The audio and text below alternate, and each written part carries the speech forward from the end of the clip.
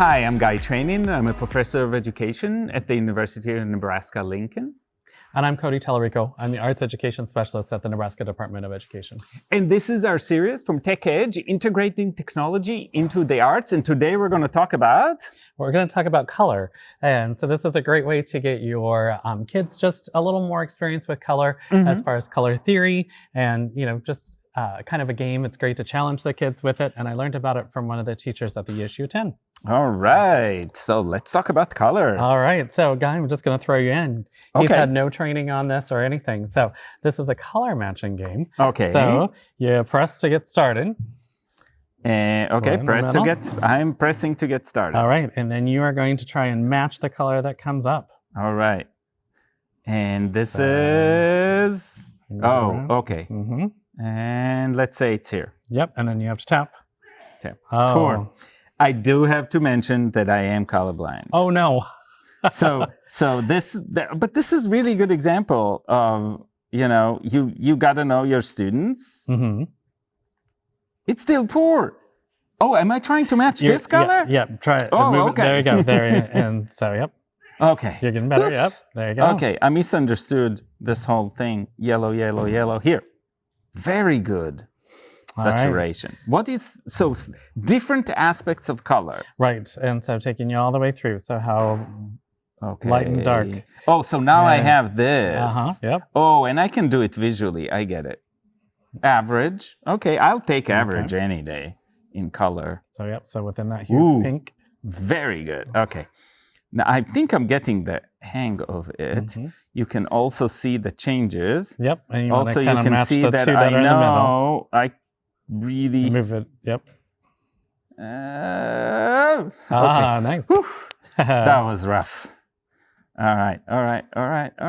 Okay, so I can see how this changes, and I think it would be very good to have a conversation. So I'm just playing, but to have a conversation about what seems to be working, especially the moving the hue. Right. Exactly. And this is great, with your kids, just because like businesses and everything have the Pantone colors. And so really what's the difference between all of these different shades and why does something just a few shades off work? So now you're going to do complementary colors. So you're going to have two on opposite ends Oh, that wow. you're trying to match. So there'll be two different circles. And as you move it, it'll line it up across the color wheel. Okay, so I need to find. Ooh, that seems to be. Oh, okay, this is better. I think I'm close. Okay, this is... Wow, I got the nice. perfect. Okay, this is It's challenging. This gets really challenging really fast. Okay, I got there. Yeah. It is considerably more difficult. I mean, and it's not just the color; it's just perceptually. Your brain is doing so many things right now. Yep. And I'm like, up, boom.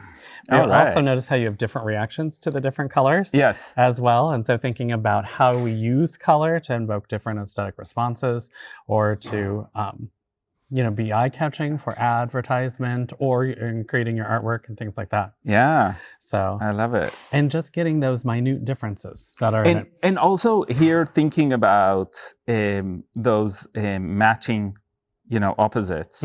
Yep. And that's something that I really don't know well. So I'm very happy. All right. And then it takes you through and it does 3 and then it does 4.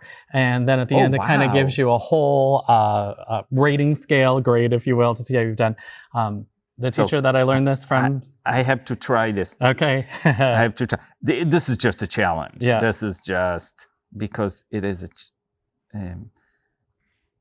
strategically, it is not easy. I found when I was doing it, I have to pay attention to one color and how it's changing. Yes, and then see where the other colors are, but it's hard to make the eyes jump and all of that. So, and it's also interesting how your eyes move around different colors and which colors you perceive first. Yeah. And so it's really good for just training, how do we interact with color and how does color play a part in different things that we create?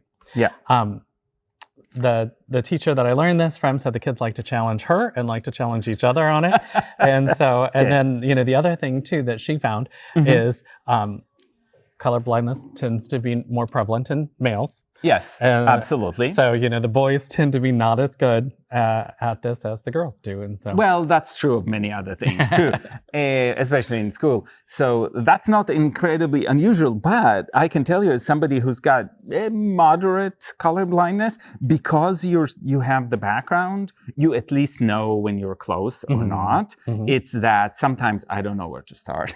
So I need to get to the vicinity. And it could be really interesting to think with kids, again, especially boys who are somewhat colorblind, in what are some strategies they can use to find their way around the color wheel, knowing that they have somewhat of a disadvantage and they're seeing these things differently, or they just can't tell the difference. Right.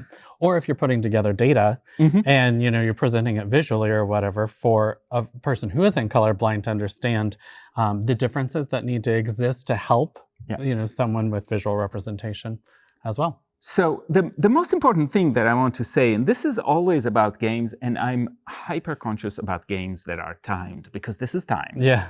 I mean, you're running out of time, and that creates a little bit of anxiety. So you got to know your students, and you got to know who may not react well in the beginning, and do some work to make sure that they're ready to prepare with this.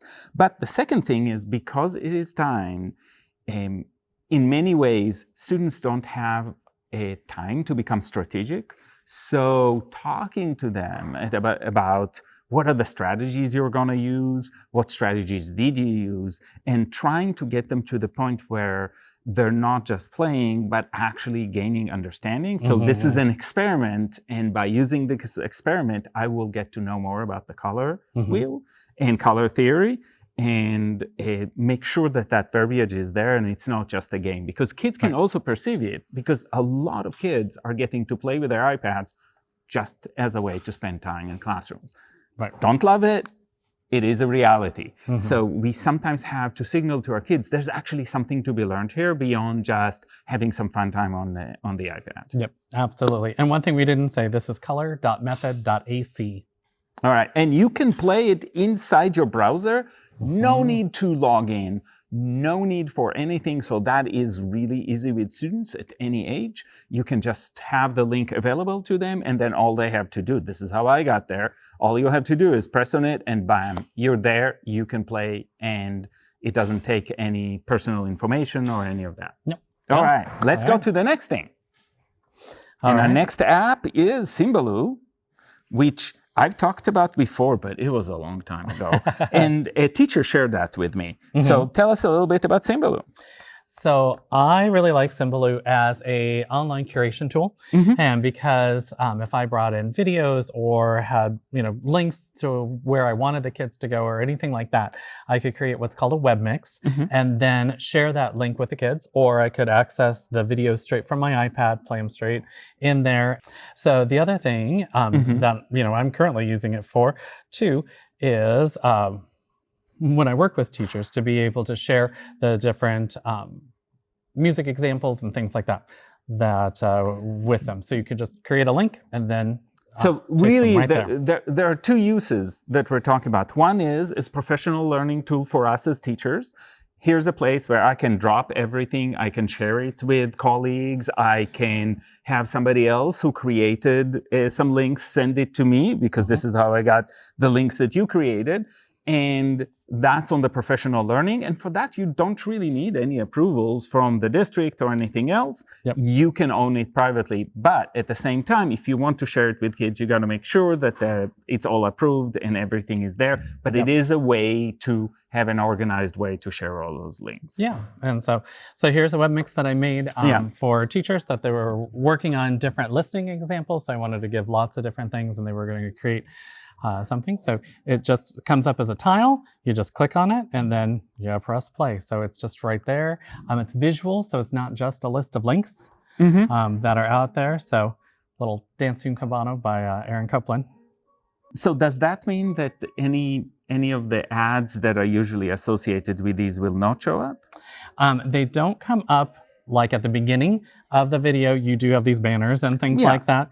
Those cut down a little bit if you're using the app rather than the browser like here. Mhm. So, and the nice thing too is I've curated this. This is the video that I want to share rather than just giving them saying go out and search for Dancing Cubano. I specifically wanted the 2-piano version, like Yeah. Copeland originally wrote it. And when we get to the end of this, will it go to the next video or will it stop? Let's see. Yeah, let's see. I can't remember what it does. I think it just stops. Yeah, Yep, it just stops. And then to so get that's back- another good thing versus going to YouTube directly is YouTube will automatically play the next thing Right. queued up and the next thing until you remember that you actually need to stop it. And especially if students are watching it on their individual devices Mhm. with a headphone, that makes a big difference there. And so channeling it through, I think, would be really, really useful. Yeah. In the classroom, how I did it is I had the kids listen to Sasson's Carnival of the Animals, Mhm. and then they could pick which animal they wanted to listen to, which portion Oh, wow. of it. And so I, labeled all of them for them, and they could click on it, and then they had to create a visual representation that then we, as we listened to the entire suite, we had all the kids' visual representations to go along with it, and they had to communicate what they heard going on in the music through their visual representation. All right.